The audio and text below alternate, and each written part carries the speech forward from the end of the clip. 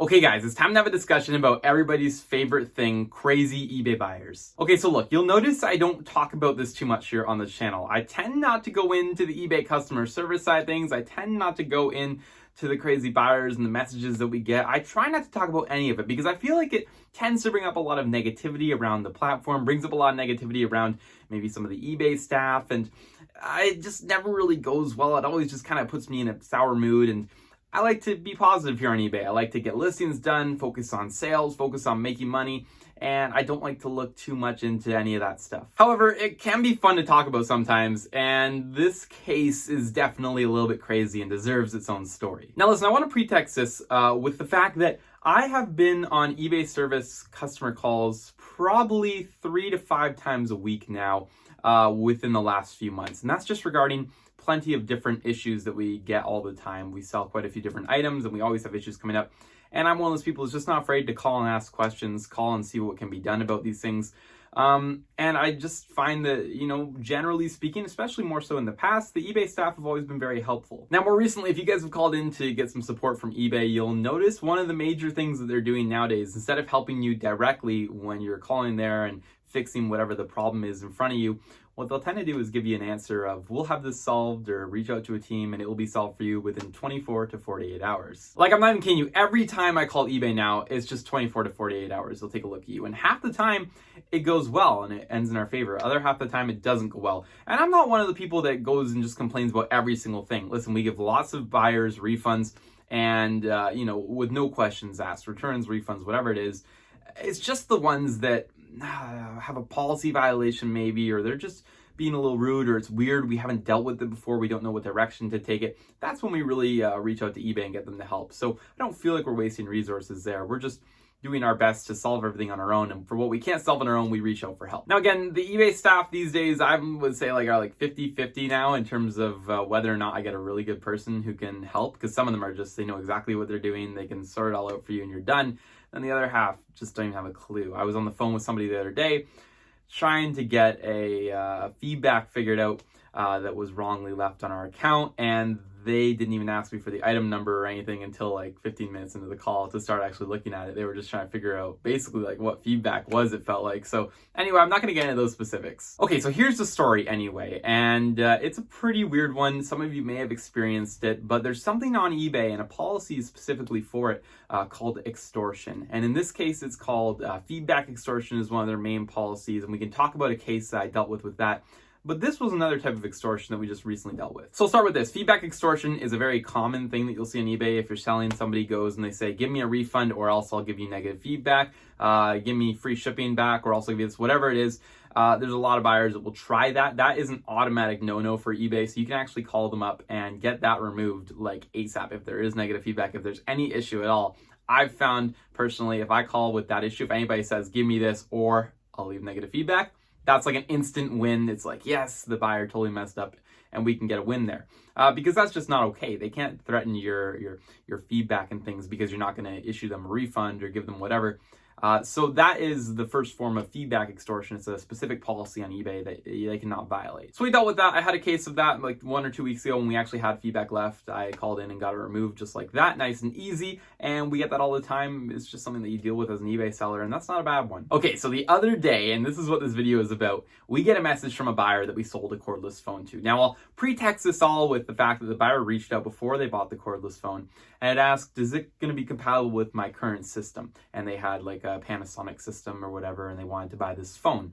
And so I looked into it, and to be honest with them, I didn't know if it would work. And I sort of just reached out and told them, listen, I can't guarantee this will work. You can buy it and, and try it and see if it'll work if you want to take the risk. But quite frankly, I have no idea if it's going to connect or how that works. I told them that buyers buy from us, to connect them to their systems, and they do, but it all depends on what system you have and if they're compatible. And I'm talking about cordless handheld phones for those of you who don't know what I'm talking about, because they are a little dated now, but the ones with the bases that hook into your home phone system. Okay, so no response from the buyer. They go ahead and they just purchase the item anyway. So they're okay, they're going to take the risk on it. That's totally fine. So we get the payment, we ship the item out, everything's all good. It arrives at their place, shows delivered, and everything seems to be fine until we get a message. Now this message is very poorly written with barely any grammar and is quite angry sounding, but again, again, it's hard to tell without that grammar and punctuation. But no, this guy was upset, clearly. I'm not going to read the specific message. It actually had a bit of personal information, or what he thought was personal information, but wasn't actually. But the message essentially went like this. He said the phone didn't work at all. It didn't connect with his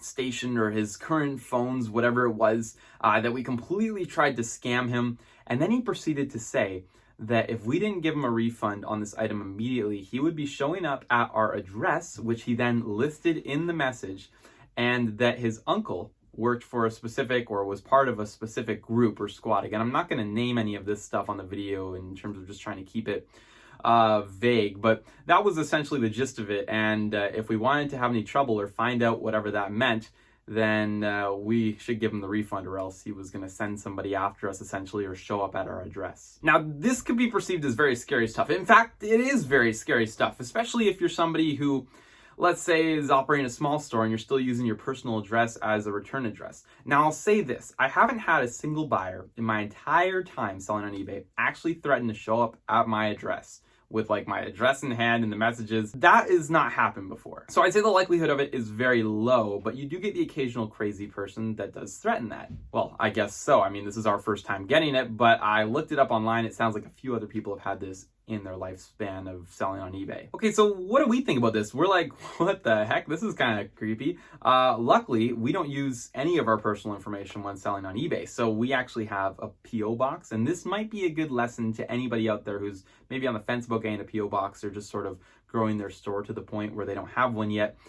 We switched to one when we were at about 1,500, 2,000 items. We're now upwards of 5,000. So I mean, it was kind of the right point for us. It's about $300 a year for ours, maybe a little bit less, $250 or something. I don't remember the exact numbers, but it's at a private place. We didn't go with Canada Post, and it works out well because we can receive parcels there, and we can also use that as a return address. Now, this is extremely valuable for us because obviously it allows us to avoid situations like this, where a crazy buyer actually could show up, you know, at your house or at your business or wherever you're storing stuff.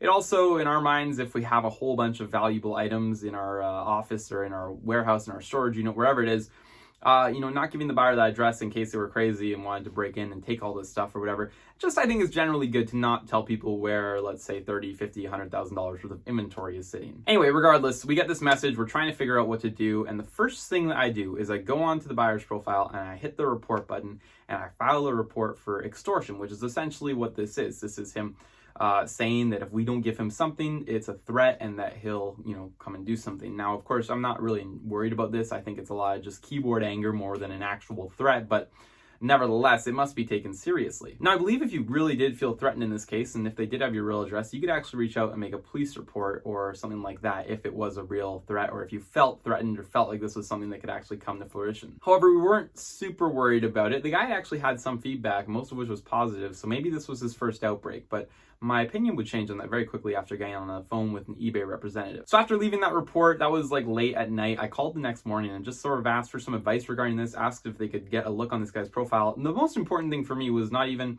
I'm happy to give people a refund return. In fact, I probably would have given a refund on that item if they had just said, hey, it didn't work with my system and I messed up, but is there anything you could do? I would have offered a refund or return, and we would have figured it out if he had just been kind about it, which is the number one thing to do. Anyway, I reached out to a customer service rep who goes to tell me that they were actually very useful. They go to tell me that they're going to send another report with the trust and safety team at eBay, and that they're already looking into this and that they take it very seriously, which I suppose is good to hear.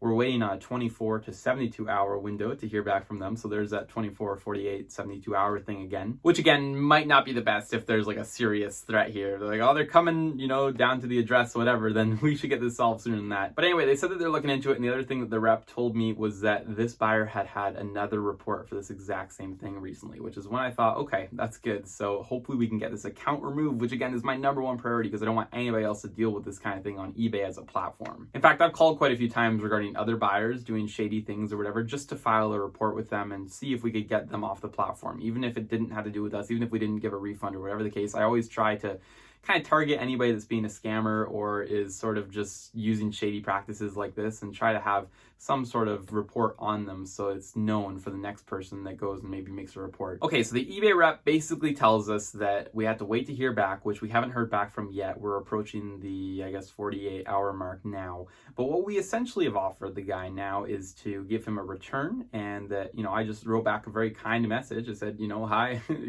please provide, dimensions for the return label, and we can get that going. Because of course, as you know, eBay Canada doesn't offer you, to send a return label through eBay. You had to actually buy one externally. So what we're doing is essentially just waiting for him to provide the dimensions. We'll see if he even does and if he actually sends it back or not. But that's sort of the deal, and we're waiting to hear back from eBay. Now, I'll provide a little bit of an update, some more context to this case, maybe as it goes on and finishes. But for now, that's basically all that I know. And, we do have the buyer's address and his name, which is quite ironic because he doesn't have ours. But of course, we're not going to do anything with that. I suppose we could use it if we felt threatened enough to file a police report or something like that. But I just wanted to bring this sort of, problem or case to everybody's attention, just so they know that that's possible on eBay.